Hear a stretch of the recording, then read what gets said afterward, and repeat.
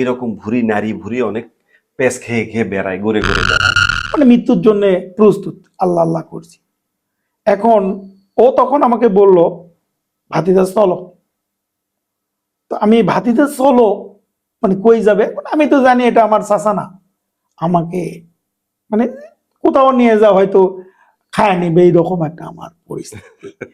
তো তখন আমি ওর সঙ্গে হাঁটতে হাঁটতে গেলাম, যায়া দেখি ও একটা বাসার পিছনে মানে জানালার কাছে যায়া মানে ঠক ঠক ঠক ঠক করে শব্দ, ঠক ঠক করার পরে একটু মজার বিষয়, ভিতর থেকে মানে একজন মেয়ে বের হয়ে আসলো। তো মেয়ে বের হয়ে আসার পরে আসলে তার উদ্দেশ্যটা ছিল তার প্রেমিকার সঙ্গে দেখা করবে। এই আতঙ্কটা সবসময় ও গ্রামের মধ্যে ছড়িয়ে দিত। তখন তার প্রেমিকার সঙ্গে দেখা করলো, আমাকে একটু সাইডে দাঁড় করে রাখলো। তো আমি সাইডে দাঁড় হয়ে আছি, তখন দেখা করে চলে আসার পরে ও আমার বলেছে যে এইটা কাউকে বলার দরকার নেই। তো আমি আপনাকে এখানে এই জন্যই বললাম যে থ্যালতলির উদ্দেশ্যটা দেখুন, এখানে সে সাধারণ একটা প্রেমিকের সঙ্গে দেখা করবে, তার জন্য সে যদি একটা ইতিহাস রচনা করে হ্যাঁ ফেলছে।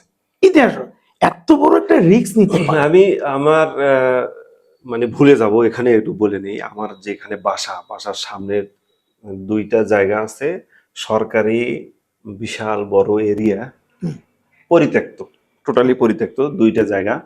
দুইটা জায়গা একটাতে বড় একটা তাল গাছ আছে, আর একটাতে বড় বড় আম গাছ আছে। তো এইখানগুলাতে সন্ধ্যার পরে কিন্তু অনেক রিস্ক জোন, সাধারণ ভালো মানুষ ওদিক দিয়ে চলাফেরা করে না। আমি অনেক ছোটবেলা থেকে শুনতেছিলাম, যখন সন্ধ্যার পরে বাজারঘাট যাতায়াত করি তখন ওদিকে আর চোখে তাকাইতাম, মনে আছে হুম, স্পষ্ট হুম, তাকাইতাম।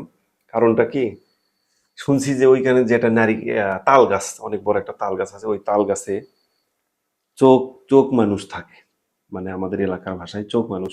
চোখ মানুষটা কি, এটা নিয়ে ব্যাখ্যা আছে, অনেকেই নাকি দেখছে সারা শরীরে চোখ লাগানো, সারা শরীরে চোখ। আচ্ছা আচ্ছা, আর তার পাশে যে পানি উন্নয়ন বোর্ডের ওয়াবদা পরিত্যক্ত যে জায়গাটা আছে, এখানে গ্রাম্য ভাষায় বলতে হচ্ছে ভুরি গড্ডে।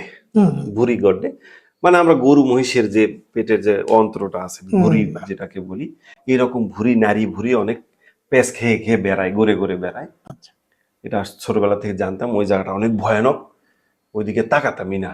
আচ্ছা, তো ফাইনালি এখন বড়, মানে এখন বড় হয়েছি, বোঝার বয়স হয়েছে, এখন বুঝি যে সামথিং হ্যাজ দেয়ার। ওখানে কিছু সমস্যা ছিল। ইভেন আমার আমরা তখন অনেক ছোট, সে খুব মানে মাছ ধরতে পছন্দ করতো, প্রচুর মাছ পাইতো, প্রচুর। তা আমাদের এখানে একটা বিল আছে, লালদহ বিল, সেটা তখন ওপেন সোর্স ছিল মাছের জন্য, যে কেউ যে কোনো সময় মাছ তো মারতে পারতো। যাই হোক, সে রাত্রে সাধারণত মাছে যাইতো এবং প্রচুর মাছ পাইতো। ছোটবেলায় দেখছি, আমার মনে আছে। তো উনি ওখানে মাছ নিয়ে আসতো এবং আমাদেরকে ভূতের গল্প শোনাইতো। বড়শি দিয়ে মাছ ধরতে গেছে, তখন পাশে হারিকেন, সেই সময় হারিকেন ছিল, টর্চ লাইটের ব্যবহার অতটা ছিল না। তো এই হ্যারিকেনের আলো বলতেছে যেন আমি দেই, হ্যারিকেনের আলো এরকম এরকম করে কমে দেয়, একটু পরে আমি আবার বাড়াই দেই, একটু পরে আবার কমাই দেয়। মাছ টাছ নিয়ে যখন আসি, দেখি অনেক দুই গাছে পা দিয়ে আছে, মাটিতে চুল পড়ে আছে। তারপরে দেখে পাকা পাকা আম, তার অনেক হিম্মত, সে আবার পা দিয়ে দিয়ে আম তুলে তুলে ব্যাগে নিচ্ছে। এই কল্প কাহিনীগুলো আমাদেরকে শুনাইতো, এবং শুধু আমাকে না, বাজারেও শুনাইতো। শোনার ফলে যে জিনিসটা হতো, তার এই ঘটনার এগুলো বলার পেছনে যে কারণটা, সে মাছ যে মারতে যাবে যে কেউ ওখানে, তাদেরকে ওখানে সম্পৃক্ত করাবে না, সে মাছটা সে নিজেই মারবে প্রতিদিন, কেউ যেন এখানে না যায়, অবৈধ কাজ। আর মাঝখানে দেয়াল হয়ে দাঁড়িয়ে আছে ভূতের ভয়। আচ্ছা, এই ভয় দেখে লাভটা কি বলেন তো? এখানে ভয় দেখে লাভটা হচ্ছে, মানুষ মানুষ যে মানে প্রশ্ন করা বন্ধ করে দেয়, আপনাকে কোনো কিছু জিজ্ঞাসাও করবে না, আর যে কোনো আলতু ফালতু সিদ্ধান্ত সে মেনে নেবে, এইটাই হচ্ছে সুবিধা। আর যারা এর পিছনে কাজ করে, ধরেন চোরা কারবারি বলেন, ডাকাত বলেন, একসময় গ্রামগঞ্জে এই যে ডাকাতি হতো, প্রতিটা গ্রামে কিন্তু ডাকাত হতো। তাদের উদ্দেশ্য এটাই ছিল, যে কোনো একটা ভয়ভীতি দেখানোর পরে যাতে মানুষ অতি তাড়াতাড়ি ঘরে ঢুকুক, সে তারা ওই সুবিধাটা গ্রহণ করে। মানে ডাকাতি করবে, মাদক কারবারিরা ওখানে মাদক শিবিদের যাতায়াতের সুবিধা করে দিবে, তারা ওখানে মাদক কেনা বিক্রি বেচা সব করবে। কিছু, হ্যাঁ। এখানে তো নির্দিষ্ট কিছু লোক জেনেই গেল ওখানে, কিন্তু যারা জানে না তারা তার ওখানে যাবে না। এইটাই সুবিধা। ভয় মানুষের চিন্তা চেতনাটাকে দুর্বল করে দেয়, আর এই দুর্বলতা থেকেই মানুষ অজানা যে জিনিসগুলো আছে, মানে অজানা যেটা সেটাকে মানুষ ভূত বলে মনে করতেছে। এর ফাঁকে কিছু কুচক্রী মহল কিছু সুবিধা গ্রহণ করা অসাধু মানুষ বা তাদের ইউনিটি এই ইগুলো তুলে নিচ্ছে, সুবিধাগুলো তুলে নিচ্ছে। আমরা ভৌতিক কোনো কিছু বা এরকম নেগেটিভ চিন্তা চেতনা জানার পরে সেটা নিয়ে সুন্দর এবং ঠান্ডা ব্রেনে ব্যাখ্যা করাটা আমাদের উচিত।